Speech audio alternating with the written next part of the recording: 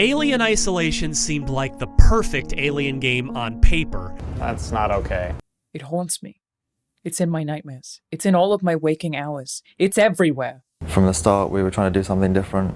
We really wanted, we were really clear on the kind of vision and the goals of what we were trying to achieve. We wanted to give you a new experience, one that completely unique, that hadn't been created before. This is the game, that we wanted to play. No one had really made this kind of game before. Games, I think, within the franchise previously had really focused on the James Cameron experience, Marines and pulse rifles and lots of aliens, and that's totally cool. That's a cool experience, but we wanted to make something that really took you back to the roots of that series. So when we created new material, it really looked and felt like it was part of that first film's universe. Someday, someone is going to make an incredible Alien video game that checks every box. But sadly, Isolation is not it. That's not good. It's just some fucking guy's opinion. Jesus Christ. We were aware of the kind of commentary around Colonial Marines, and we saw a lot of people in the comments and the forum saying, can we have a really scary alien game? We're just one alien, and one that goes back to the original.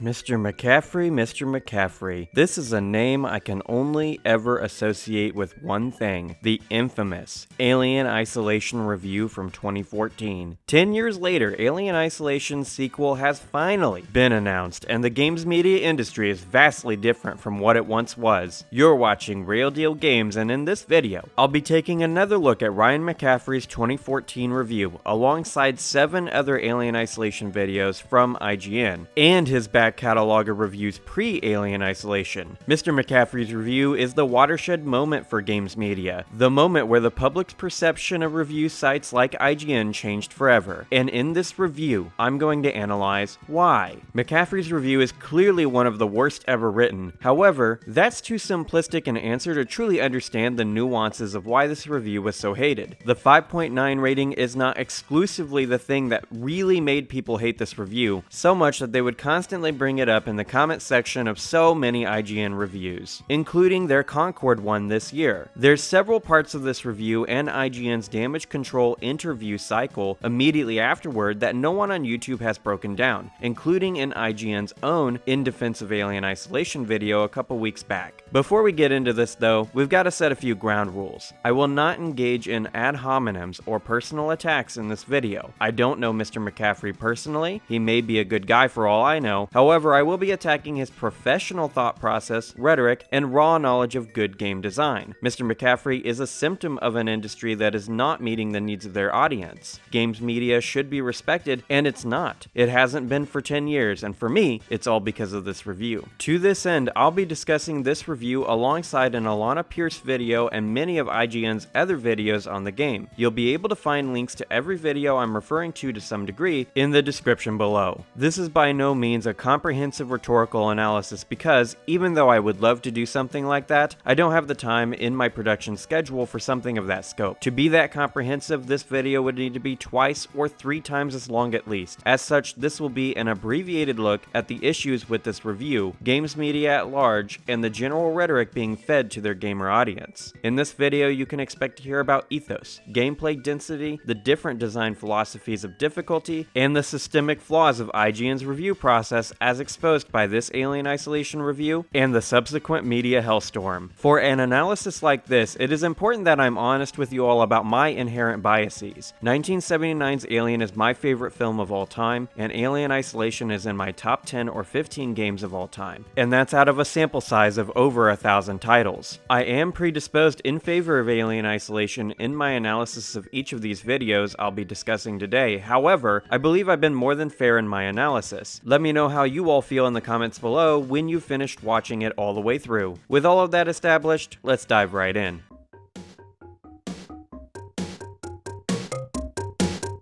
Context matters for every single game review. Alien Isolation was following Alien's Colonial Marines, and a lot of people were concerned about this game just being another bad Alien game. That's why McCaffrey mentions Colonial Marines within the first 30 seconds of his review. It was a major talking point regarding this game, so much so that Al Hope, the creative lead on the game, did interviews specifically to distance Isolation from Gearbox's failure. The audience of Alien fans, still massaging their wounds from how burned by that game they were absolutely truly paying attention to the review cycle for this title and factoring that into their purchasing decision. For those of you who don't remember from your high school language arts classes, ethos is the rhetorical appeal to the credibility of others or the establishment of your own credibility. Around the time of Alien Isolation's review cycle, Gamergate, a harassment campaign, and general distrust of games media outlets were important features of online gamer discourse. Naturally, McCaffrey was heavily criticized for his review of Alien Isolation, and did run afoul of these movements within YouTube and other social media platforms. I mention this because Mr. McCaffrey engages in fairly reductionist arguments during the damage control fallout of this review, and there's many small statements the IGN team makes to try and establish and regain the ethos slipping through their fingers. If you review any game poorly, you are going to get backlash, but this backlash was more than they'd ever experienced, even including their God Hand review. Instead of these discussions solving their rhetorical issues, all they did was further expose the issues with IGN's review process and McCaffrey's professional analytical abilities. Now don't get it twisted, Alien Isolation may have been the watershed moment of this shift against games media's ethos for people outside of the Gamergate movement, but it is just a gleaming dot in a line of bad or poorly analyzed reviews. Let's take a step back and look at IGN's Doom 2016 review. And yes, I know this sounds off topic, but I promise you, we are going to come full circle. In that Doom review, the reviewer, Gilroy, states, "You enter a room,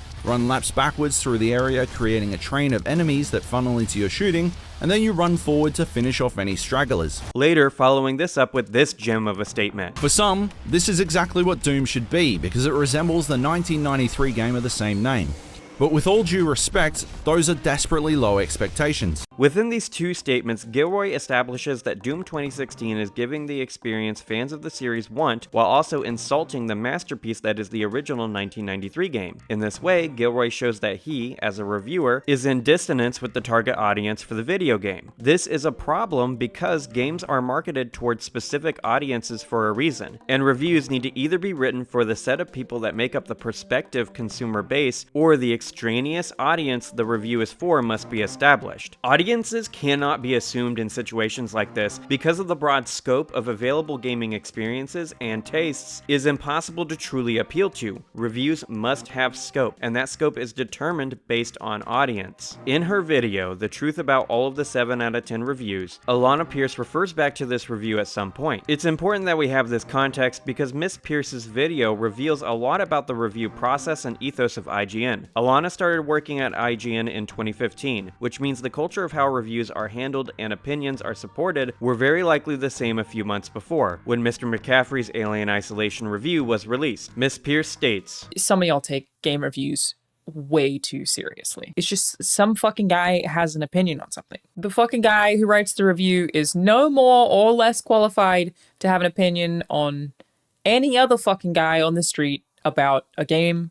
That is my genuine opinion. That is the opinion that I held when I did it and got paid for it. Whether she meant to or not, Alana shows the serious flaws with games media's analytical process. Why shouldn't we care so much about reviews? It is the reviewer's job. They are getting paid to provide good information for consumers, information that helps frame a purchasing decision. Why is it okay for reviewers to be some guy? This argument is flawed because they aren't just some guy. They influence consumer decisions, can impact the sales of a game, and further dictate cultural proliferation as a result. They have more power than the average person in terms of influencing the narrative around a game, so they need to be better than just some guy. I foundationally push back against this idea. Furthermore, Alana goes on to state, The only exception to that, and like I feel that way about films and stuff too, the only exception to that is when, in my opinion, someone who has a ton of expertise is the one reviewing something. But this supports my point. Game reviewers should have more experience with analyzing, understanding, and writing about each game's mechanics and value. If they don't have that ethos, then they shouldn't have their job. This infantilization of the responsibility review outlets have to their audience and society at large to provide honest, well-thought, and nuanced video game analyses is something I can't subscribe to. Now, I don't want to misrepresent Alana in terms of McCaffrey's review. In her video, she's not responding to the the Alien Isolation review. She is talking about the consistency of 7 out of 10 reviews and IGN's grading scale. The reason why this matters is because IGN's scale is inherently flawed, and the way that they approach game reviews is also broken. A scale begs the question of a rubric. So why isn't the rubric for these reviews made public at the time of release? I'm a teacher, and when I grade something that's a significant assignment, something that is summative, something that is representative of the culmination of a student's knowledge, I have to be ready and able to specifically and overtly explain why the grade is the way it is. I expect the same from game reviewers. I expect games journalists to also be experts on their respective topics when they discuss and analyze games. Following the Alien Isolation review, McCaffrey and 3 other IGN employees recorded and released a discussion of the review. In a vacuum, this idea is actually really good. Reviewers should be able to give a game a bad score, and when this creates backlash, they should also be able to contextualize their analysis to a deeper, more nuanced level. What McCaffrey and his coworkers did is not that. McCaffrey starts out this discussion by stating,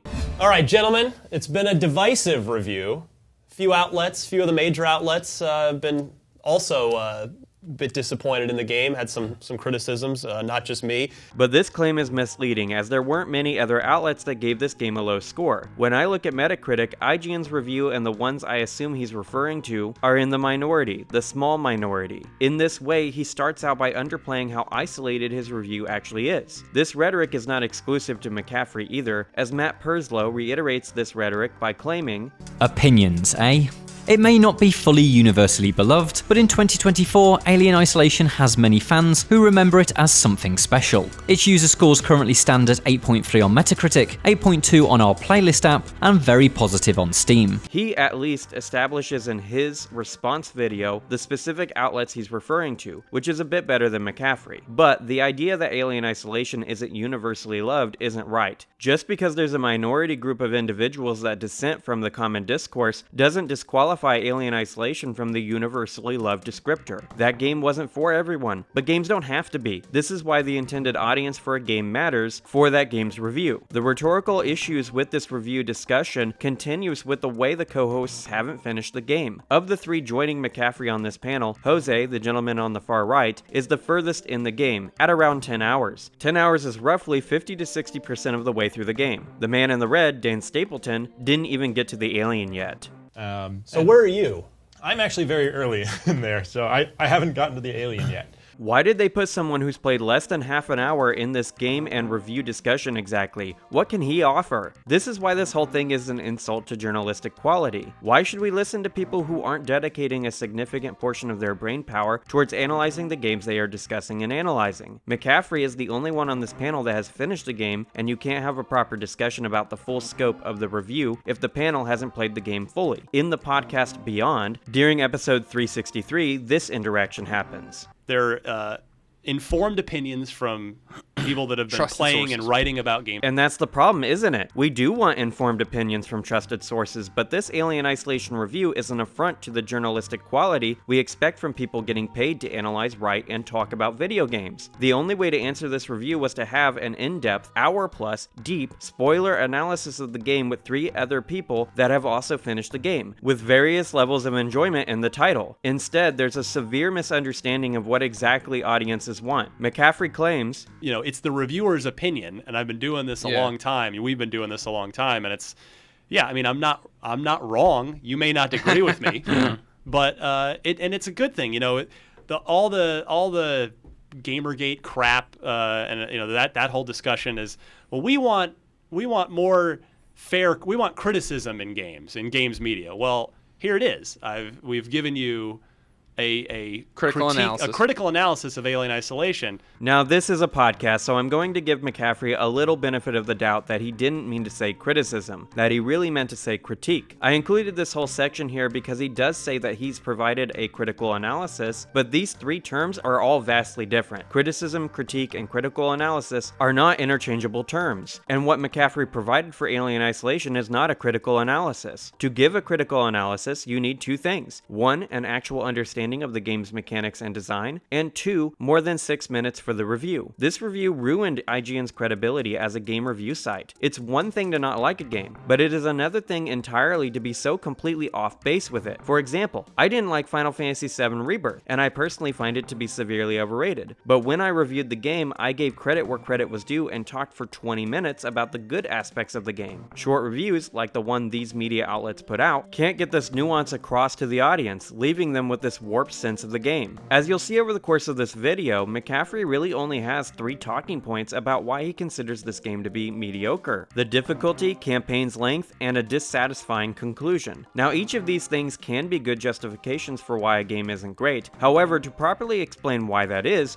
you need a deeper analysis and better rhetoric than what McCaffrey supplies. There's been this narrative that everyone at these media companies have different opinions, so the bad negative reviews that are put out don't actually reflect the feelings of most of the people within the company. It is, let's say, interesting that this argument only applies to negative reviews of good games and never applies to reviews that rate games too highly, like Concord for example. While there is truth to the sentiment, IGN and others like them are supposed to be professional game reviewers, which means they don't deserve this cop-out argument. They should understand game design to a deeper level, yet somehow, the Electric Underground, who actually is just some guy on YouTube, can be bothered to analyze the frame data of the games he's reviewing while IGN can't, even though they have a full-time staff. And just to be clear, I don't think games journalists need to be god-tier level players at every single genre in the medium, but they should be intellectually stronger and rhetorically more adept than the actual random guys on YouTube. Why do they deserve to be paid for their work when thousands hit the grindstone on YouTube with much more carefully crafted opinions and explanations of the games they play? Why exactly did it take IGN 10 years to push back against this terrible take? A game reviewer lives and dies off of their taste, argumentation, analytical ability, and consistency. So let's take a look at some of McCaffrey's reviews that preceded Alien Isolation. In regards to BioShock Infinite, McCaffrey gave it a 9.4, stating that it nudges the entire genre forward with innovations in both storytelling and gameplay, which sounds a bit like Alien Isolation, doesn't it? Looking at this retrospectively, BioShock Infinite has had very little impact on first-person shooters, whereas Alien Isolation is a cornerstone of the entire horror game genre now. The game inspired the director of Alien Romulus even, showing them that this franchise still has the ability to be scary. He called Halo 4 a 9.8, and since I haven't played that game, I don't have a major horse in this race, but is it really nearly a masterpiece? That doesn't seem to be the case considering what people say about this game these days. For NBA 2K14, he said it's an 8.9 because it, for better or worse, plays almost identically to the game you may already own. But this edition is not only a smooth-flowing piece of pro basketball simulation, it's also one of the few games that makes a true next-generation leap in visual fidelity. Do graphics matter that much on the IGN scale? If so, shouldn't Alien Isolation have gotten a few points for its faithful recreation of the cinematic universe? Did Titanfall really deserve an 8.9 because it represents a potent fusion of established and modern game design ideas, creating a tense and rewarding balance of power and moment-to-moment unpredictability? Though Titanfall is somewhat regrettably a bare-bones game in terms of modes and customization features available at launch. That description sounds like it's one for a game that is a 7 or 8 at most, since the lack of features should disqualify it from a loftier score. And did you hear how he praised this game for its unpredictability? I want you to keep that in the back of your mind as you continue through this video. Don't get it twisted on this one either, as this game truly was a proof of concept that would later lead to one of the best multiplayer shooters ever made, Titanfall 2. But if a fusion of established and modern design ideas is such a good thing, then how does this argument not also apply to Alien Isolation? Where is the consistency in the way this reviewer thinks about games? This is why YouTube gaming review channels were on the rise during this time. G-Man Lives, who was still a small review channel at this time, provided a much more nuanced take on Alien Isolation in a fairly comparable time frame to McCaffrey. This disparity in the way these professional reviewers and what I call blue-collar reviewers who have day jobs, is why IGN and others like them lost their ethos as a result of this review. Somehow, the actual some freaking guys online provide more balanced and nuanced analyses of games than the salaried or freelance writers do for large outlets. This is because they put in way more effort than people who actually get paid to do these things. Why should anyone care what IGN or anywhere else thinks when their approach to gaming discourse is incredibly flawed and their rating system doesn't allow them to accurately show the true worth of games? Now that we have a background for this review and its long-term impact on the games media industry, let's Let's dive into some specific criticisms McCaffrey had of this game.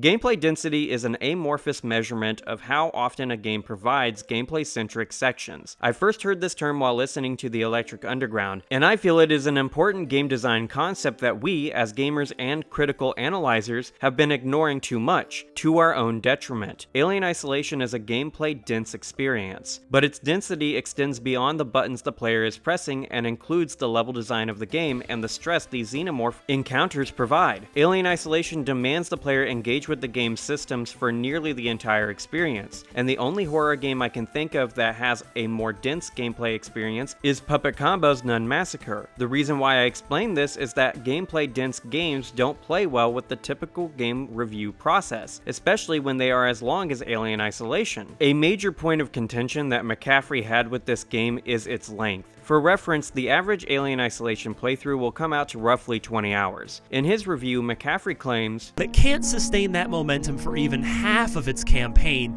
and it turns out to be a hugely disappointing and frustrating slog.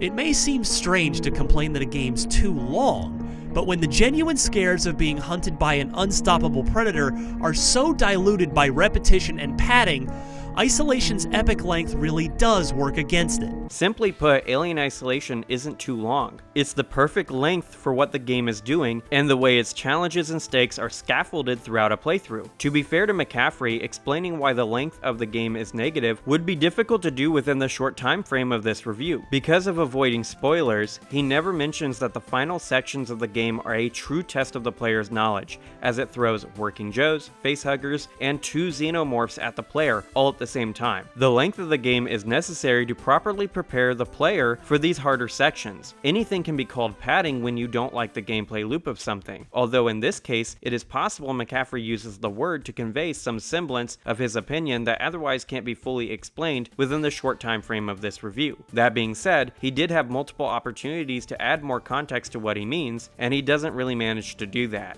And after 20 hours of Alien, I didn't, in the big picture as taken as a whole, it didn't do that. The longer it drags on, and believe me, I think as people genuinely start to play the game and really dig into it, this game goes on and on, far too long. I genuinely believe the game is 3 times longer than it should be. You said it was what, something right? It's like 20 hours. It took me 18 to 20 hours. It didn't. He gets really stuck on the raw hourage of the game. But let's be real with ourselves here. 20 hours is entirely dependent on skill. I died less and less as I continued through the game because I began to master the game's mechanics. In the final sections, I only died a handful of times. And that's while managing the 2 Xenos, multiple facehuggers, and Working Joes, as I mentioned previously. I don't even have the trophy for dying 100 times in this game, and I've played it for nearly 100 hours. My first playthrough was within that 18 to 20 hour range, but someone playing on an easier difficulty may not take 20 hours, meaning the game is probably more like a 15-hour experience or something close to that, which is not too long for a horror game. RE4 Remake took me 18 hours on my first run because I was thorough, and I know I wasn't the only one like that. Why does that get a pass if this time frame is up for contention? Nun Massacre is a game that is beatable within an hour if you know what you're doing, but when I played the game guideless trying to figure out its systems and puzzles on my own, it took me well over 20 hours to reach the end. I still love the experience because the intersection between gameplay density and player immediacy just made it one of the more standout horror experiences I've had in a long time. And the Beyond podcast runs afoul of the same problem as the review discussion. The co-hosts hadn't played the game, so they are not able to support or contradict McCaffrey's opinion. It creates a sense that the rhetoric being used by IGN is disingenuous, which you just can't have as a professional games journalism site. And I think this focus on length goes beyond this Alien Isolation review, because I remember the rhetoric around the value of a game being linked to how many hours it could be played. I too fell into this rhetoric back then, as for a while there I held the belief that a game should provide an hour of gameplay per dollar spent at least. This was always a fallacious bit of logic, and it isn't something I subscribe to these days. At the time of this review, this idea was common within gaming discourse, but I think it is a product of the gaming trends present during the 7th generation, where every single game provided only a 10-hour campaign campaign, with most of that being spent on cutscenes. There was this tug of war back then in regards to how much a video game should be focused on film quality cutscenes and gameplay sections, something we've moved away from as time has gone on. The issues with how they talk about game length here is that they are completely ignoring gameplay density and how that factors into the justification of a game's runtime. That they assume that a game should be 60 hours for $60 and $1 an hour and all this nonsense that we attribute to what games should be. And it's unfair because it's pigeonholing genres into places they shouldn't be. Yeah. Horror games should never be that long. I don't think stealth games should ever be that long. Like, I think even like The Last of Us was a very long game. True. Like, The Last of Us is a short game. It isn't long, and the fact that Brian Altano found it to be says a lot about his opinion on game length. The Last of Us is only long because of its cutscenes, as it is not a gameplay-dense experience. Alien Isolation, on the other hand, is a gameplay-dense experience, and the only part of the game that runs afoul of this game design principle is the beginning. But I would argue that makes sense for this game since that section is all about setting up the atmosphere for the Sevastopol.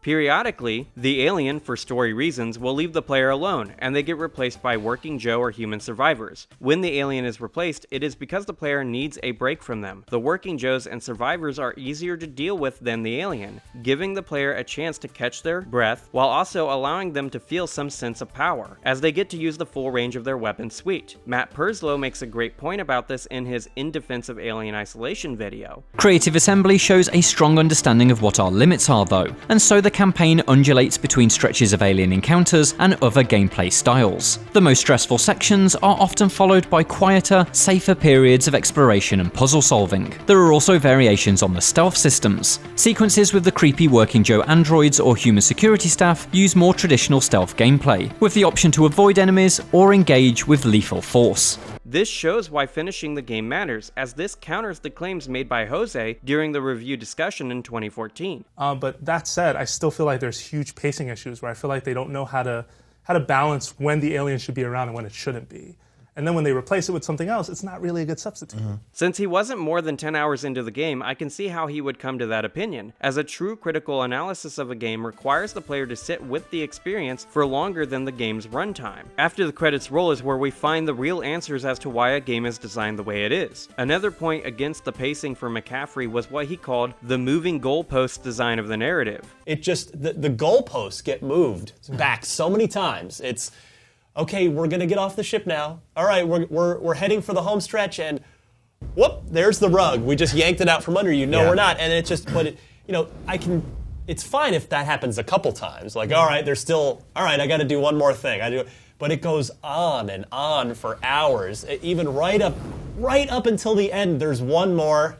Haha, no.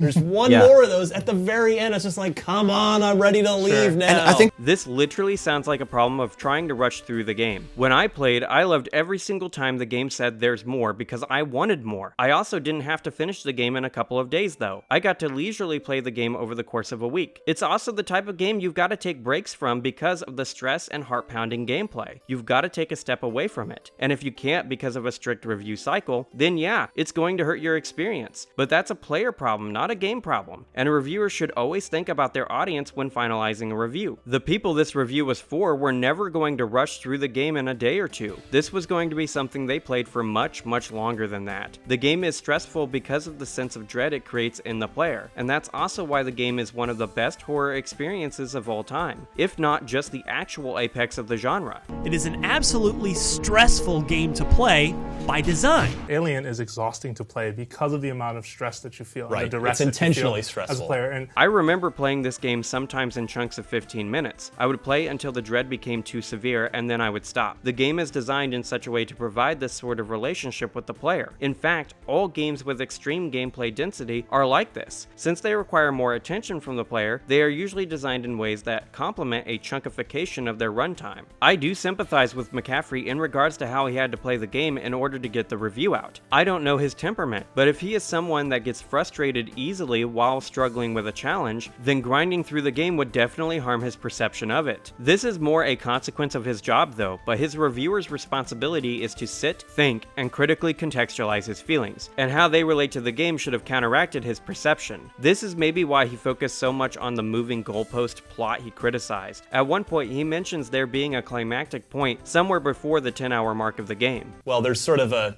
somewhat of a climactic point that you've already passed. Yeah. You know, if you stop at that climactic point and treat that as the end of the game, you'll walk away pretty happy. Since he's talking to the guy who's approximately 10 hours in the game, I think the moment he's talking about is either the medbay explosion or the hive section. I've got to be missing something though, because both of these parts would be terrible places to end the game. In Matt Perslow's 2024 response to this idea of false finales, he says, What I will concede though is that the final third is flawed in terms of narrative and objective design. As Ryan correctly identified, it suffers from Return of the King syndrome, with the final stretch featuring a number of false finales that try your patience. Maybe I'm crazy, but I actually have never heard McCaffrey say Return of the King syndrome at any point in any of these videos. Once again, this is not an exhaustively comprehensive video, so maybe I missed a tweet or something like that. McCaffrey does mention LOTR in this clip. We've learned in the genre, and filmmakers have learned in the genre, decades ago, that horror is not really something that sustains itself for 2-3 hours. Like, you don't get... There are no 4-hour horror movies like the way you would see like a Lord of the director's cut of Rings. Lord of the Rings. Yeah. Oh, here's Peter Jackson's 4-hour horror movie. It's too much because after 2 hours, it's not a horror movie anymore. It's a hostage situation. And this is kind of petty maybe, but what does the pacing of a horror film have to do with a horror game? They are entirely different mediums with entirely different tiers of immediacy with the watcher or the player. Movies are passive and games are active. The active element means games don't have to follow the same rules as movies. Still, in what world is Return of the King a bad thing to be called? Return of the King, one of the purest cinematic masterpieces in all of human history? I wish I could be angry about this point because of what Perslow is implying here, but no, he's right. Alien Isolation is in the same caliber as Return of the King. Both are perfectly paced, and all of those false endings Perslow and McCaffrey allude to make both the film and game better. Something else Perslow mentions here is objective design. And this is also a weird point. Amanda Ripley is a mechanic, and her repair quests really make you feel like a blue-collar worker, which just doesn't exist in gaming. Maybe it's because I grew up poor and a lot of games media people don't seem to have, but this is a major plus for me. I love playing the role of the mechanic, and Amanda's professional knowledge is what made her leave the relative safety of the survivors' encampment. She's the only one who has the skill to do the things she does, and it makes playing her a one-of-a-kind experience within its medium. Each of the things she does also plays into the dread of the gameplay loop, as the alien is able to interrupt you anytime you are hacking or trying to plasma cut your way into a panel. Since I would hate for my review to be rated a 5.9 out of 10 because of pacing issues, let's move on to McCaffrey's final qualm with the story of this game. It's disappointing that in the late game, Isolation simply spends hours making you run a funless gauntlet and contend with everything it's thrown at you so far simultaneously, rather than throw a new gameplay twist at you. Fright dissolved into frustration as I got killed from behind for the umpteenth time, even as I was crouched motionless and out of sight in an air duct. The survival horror joy found in the campaign's early hours is completely and permanently erased. Even when you finally reach the end, it's an underwhelming conclusion that doesn't adequately pay off the 20 hours you just survived. The game does throw interesting and new challenges to the player near the end with the double Xeno rooms, but I'm not going to dwell on that because I've said that enough. By this point, I've responded to a lot of his points here pretty thoroughly. However, his claims that the ending is bad are odd to me, especially considering what he said in the Beyond podcast. I thought I knew what the ending was going to be, and if that had happened, I would have been like, well, I saw that coming. But what I had in my head was pretty cool. I'll say this sometime later to avoid spoilers, because obviously people are just playing the game. But what the ending was not at all what was in my head, and it was totally awful. It was not a good ending. It was not a good payoff. Was McCaffrey expecting some kind of Aliens follow-up or something like that? I genuinely have no idea what he thought the ending was going to be, because the ending Isolation provides is exactly what I expected and wanted from an Alien product. It's bittersweet, it's odd, and it provides an opportunity for a sequel, which is something I desperately wanted once I finished this game. I'm thankful it's finally in development. A sequel bait ending that is a bit ambiguous isn't a bad thing, as The Last of Us also has a bittersweet ambiguous ending, and it didn't garner this sort of criticism. I remember watching whole video essays about just the ending of The Last of Us itself back in the day, because ambiguity can be a strength in an ending that is going to get a sequel. How does Amanda get out of the situation she's in? We know she does, since she lives to die of old age. But how? They are different situations, and I'm not trying to make the claim that they are exactly the same, but both endings don't neatly fit into the normal denouement framework. Right. A lot needs to be said of the ending and having a satisfying ending at the end of any experience, right? And when you look at the Alien movies, even the endings themselves, they're always so nebulous or strange, or there's not entirely an outcome that feels like it was worth it. But when you're talking about a video game where you had someone run this gauntlet up until the end, I kind of wonder how I'm going to feel at the end, because it sounds like it was super unsatisfying. And if that's the case, then I don't know. I kind of wonder if this game, one of its biggest sins that we haven't touched on yet, and we got to go, is that it's sort of too true to Alien in terms of trying to cram in everything, not just the Alien, the companies, the androids and the class systems and all this like weirdness. I wonder if that's kind of why this ended up so long and so drawn out and ended up being an exhausting, really frustrating experience for you. The fact that the ending is true to the 1979 film is why I personally love it. The game is great because it feels like you are truly playing through the first film in a way no other movie to game conversion has ever done. What Jose says here about the game being too true to the films is hella ludicrous, but I do wonder if this is the opinion he had after he actually finished the game. Out of everyone on the panel, he seemed to bring more of the balanced takes, and if they had instead waited to do this panel until he had finished, there could have been a good discussion here. It just feels like he spent more time trying to understand and contextualize the pacing and atmosphere of the game than McCaffrey himself. His analysis of the gameplay is far more specific and clearly thought out, and I do wonder if history would have been different for IGN and Games Media if Jose had done this review instead of McCaffrey. I will say my opinions of it are all over the place right now, where there are things I really admire about the game in terms of I do like the unpredictable AI in the Alien, and in having a Stalker. I played plenty of stealth games in like my career as a gamer, and I feel like, you know, they always some try to play the cat and mouse angle, but in the end, you're not a mouse. You're actually a cat. You actually end up a cat at some point, right? You get claws and you're able to fight back. Splinter Cell, perfect example. Or Metal Gear, or like there's a lot of games that fall under that. In this one, you are very much the mouse. Like the minute the alien sees you, you are dead, and you are done.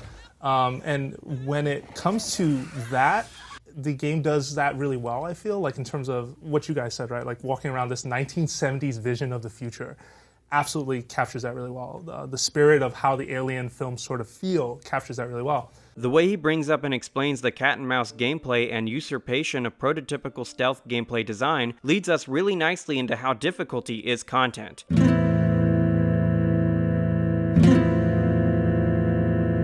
Oh, and the main menu actually recommends that you play on hard difficulty. Here's a pro tip: don't do that! On the hard difficulty level, when the AI is firing on all cylinders, the Xenomorph truly is the ultimate foe depicted in the movies, and so I can understand why this tougher challenge is listed as the recommended way to experience the game. But while this mode is more accurate to the experience of Ellen Ripley, it is perhaps not the best way to experience Alien Isolation for the very first time.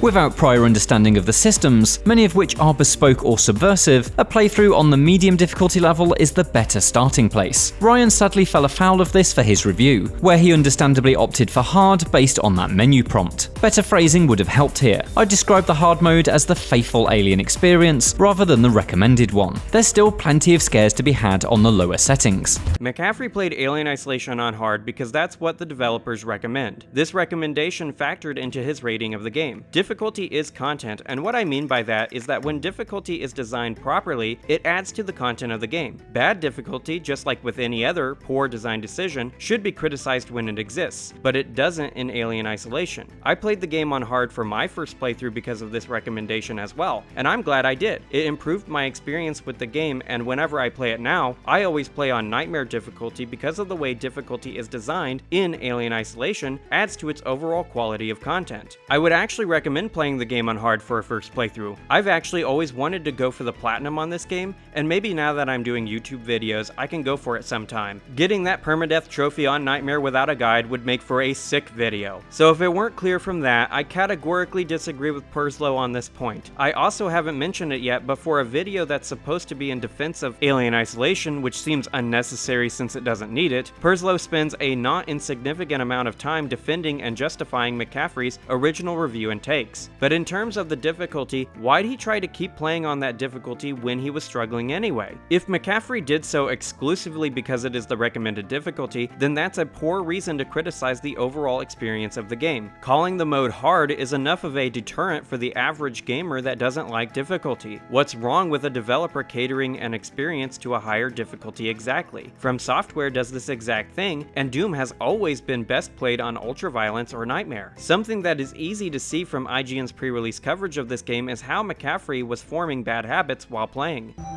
Go ahead. Go ahead. Yeah. Yeah.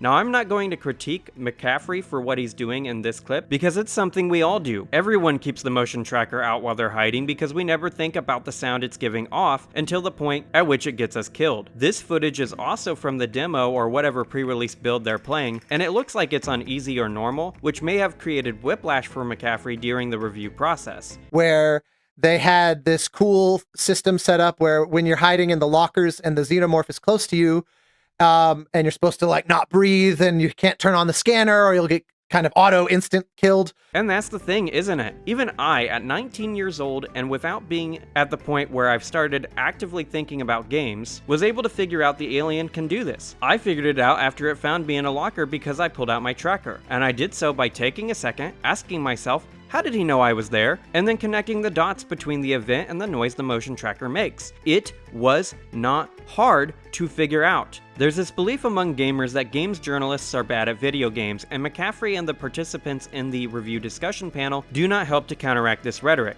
Dan Stapleton, after saying how he wasn't even to the alien sections yet, said, I'm not so high on a few of the unintuitive parts. Like, I don't think it's doing a great job of teaching me its puzzle elements. What's hard about knowing how to look at computers, how to read clues, and how to match up shapes on the hacking tool? What needs to be taught here? Oops, sorry, the hacking tool doesn't even come up until after you've met the alien, so I actually don't know what Stapleton's confusion here is centered around. There's also the aspect that this game never really makes you feel comfortable with a weapon. Think about it, you play stealth games, you get a freebie, right? You walk up, sneak up behind someone, you get to kiss the ogre or something, right? From Shadow of Mordor. This game never does anything like that. They want you to feel kind of conscious and sort of afraid of actually interacting with things. But it comes at the expense of when they toss in other enemies, you don't feel like you really can handle what they are throwing at you. And then they also get really ridiculously hard with the android especially. And statements like Jose's here are why finishing a game before discussing it is of paramount importance. Amanda is a civvy. She has never held a gun in her life before this, so she's not supposed to be handy with a weapon, which impacts the feel of the gunplay. Coming into this game with a stealth game mindset is flawed as well, since they should have approached this game the same way that you would have a Silent Hill title, focusing their conceptualization of the game's mechanics around Metal Gear Solid or Splinter Cell is just extremely weird. Those series are stealth action games, and this is survival horror. These genres are completely different, and comparing elements of Alien Isolation to other genres to justify McCaffrey's rating is something they would do again. I have some problems with that because I love difficult games. I love games where I die a lot. Like the original Ninja Gaiden, well, the original Xbox version of Ninja Gaiden is one of my favorite games of the last 15 years. And there's something about that game and about games like Super Meat Boy and stuff like that where they're hard, but they're challenging and they're also rewarding in the sense that you feel like you are you're overcoming obstacles in set patterns and figuring them out. And I feel like Alien has some of that, but it also has that random element of just like, now in Super Meat Boy, if I go from here to here, I memorize all the platforms and all the traps, and I get through and I know what to do. Sure. When I play Splinter Cell, I know that the walking patterns of a guard is going to go a specific way, and I know how I'm going to take him out to get me to the next place, In Alien, I do all of those things, and then suddenly a tail pops from the ceiling. I have not played Ninja Gaiden yet, but it is something I'd love to play. Despite not playing it, I feel very confident in saying Ninja Gaiden is not a survival horror game. I also feel confident in saying Super Meat Boy is not a survival horror game. Now, the way they juxtapose these vastly different games here could have been fine if it weren't so flawed. Brian Altano's point about how the difficulty of Alien Isolation is designed versus Super Meat Boy is flawed because each difficulty system is entirely different down to their foundations. Let me explain. Alien Isolation difficulty requires mastery of the game's mechanics to best, whereas the other Brian's example, by his own admission, is based on memorization. Difficulty that requires memorization and difficulty that demands mastery are entirely different frameworks for defining the difficulty design in a game. The unpredictability of the Alien versus the predictability of the challenges in Super Meat Boy is what separates the two. Dark Souls and other From Software games fall more into the middle of these and would be a good example of how a game can take elements of each. And as you'll come to learn, the Alien's unpredictability is both Isolation's greatest strength as well as its most crippling weakness. You're a big fan of the old Thief games, I know. Huge. And like those games are classic stealth, hardcore stealth. And the reason they work is because they're predictable. Like the guards are predictable. You know, if I do this, they're going to react in this way. If you take that away, though, it becomes a little bit of a crapshoot, right? It's like you don't trial and error. Yeah, well, you don't know. You can do the same thing twice, and you'll succeed once and fail the other time because it's luck whether the alien will react in the way you anticipated. Stapleton claims that the way the alien acts adds an element of luck to the game, which is just not true. Alien Isolation's difficulty is completely bereft of luck because it is entirely based on the player's mastery of the game's mechanics. Like I said before, this is partly why the length of the game is perfect, because it allows the player's skill to be scaffolded by the time they reach the truly difficult sections in the later parts. Because of player mastery and this design element, the player is likely to die less and less as the game progresses. Isolation requires the player to engage with it on its level. And this point on the difficulty of Alien Isolation is something that really negatively impacted a lot of gamers' perceptions of IGN. Even 3 years after McCaffrey's review, they were still trying to get their ethos back by doing a Let's Play vignette of Alien Isolation's DLC. Listen to what Alicia Judge says at the end of this video. On hard mode. Yeah. Did you all catch that on hard mode right there? Trying to get their lost ethos back in this way is just too little too late. McCaffrey's review truly did shift the public's perception of IGN, and as such, I wouldn't be shocked to see them be extremely generous with the sequel, even if it doesn't deserve it. I will be reviewing that whenever it comes out for sure, and I am going to be honest, tough, and thorough on it because I have extremely high expectations after this amazing first game. Creative Assembly earned my hype because of the caliber of their work. I wish I could say the same for IGN and all other games media outlets, but the systemic flaws in their coverage pipeline of games are too great to ignore.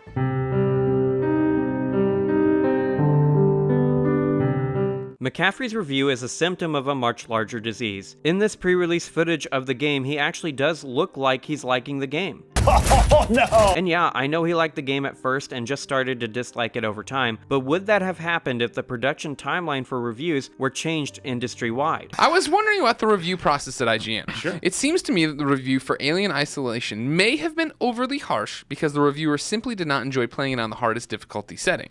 Does the final review score come only from one person who reviewed it, or is there input from everyone at IGN who's played the game? Thank you for the awesome game and console coverage, Kyle.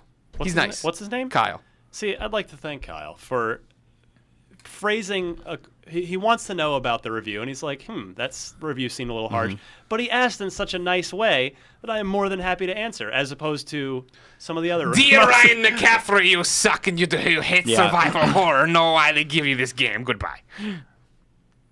I poop on you. That's what I thought. Yeah, so no, it is one person that ultimately decides, but we do try to get as many people playing the game as we can, so that we can bounce ideas off each other or say, well, what do you think of this? What do you think of this? But ultimately, the review speaks for IGN from one editor. And this website is the work of a large group of individuals with varied and sometimes directly conflicting perspectives on pretty much every single game. But a review, by its very nature, can only reflect the perspective of one person. This rhetoric that IGN is immune to criticism because the individuals doing the review don't represent the views of the whole company is tired and incredibly fallacious. It only works this way because IGN says it works this way. They don't have to put out reviews that don't represent the average ideals of the company, but they did it anyway. In Alana's video from before, she says that everyone in the office disagreed with the IGN Doom review, but if that's the case, then it is unforgivable that IGN didn't issue a retraction. The context of a review matters too. How far did the reviewer get into the game? Did they complete it?